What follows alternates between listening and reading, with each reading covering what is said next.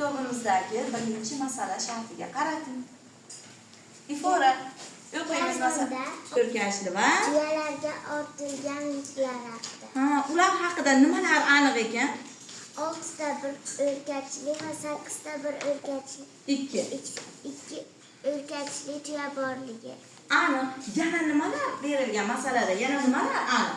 Tuyaning birinchi yarmiga gazlamalar ortilgani, Yana ikkinchi yarmiga esa maxsus yuklar ortilgani. aniq. Masalaning savoli bizdan nimani so'rayapti? Nechta tuyaga gazlamalar ortilganini so'rayapti. Darhol javob topib bo'ladimi masalan savoliga? Yo'q. Yo'q. Nima uchun avvaldan nimani topib olishim kerak? 6 va 8 ning Yig'indisini 6 va 8 ning yig'indisi bu o'quvchilar 1 o'rkachli va 2 o'rkachli tuyalarning umumiy soni.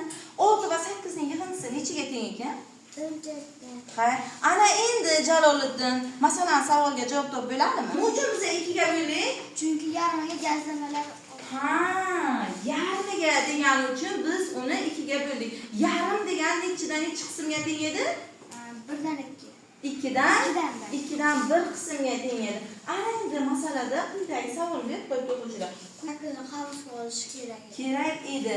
Ana endi 6 va 8 ni qavsga olmagani uchun birinchi qaysi amalni bajardik? Amalni bajardik. 8 va 2 ning bo'linmasi 4 bo'ladi. Ana endi men qavs qo'ydim. Qavs qo'ygandan keyin birinchi nima ishni qilaman? Qavs ichini bajaramiz. 6 ga 8 14. 14 ni 2 ga bo'laman. 2 ga bo'lsak 7 chiqadi.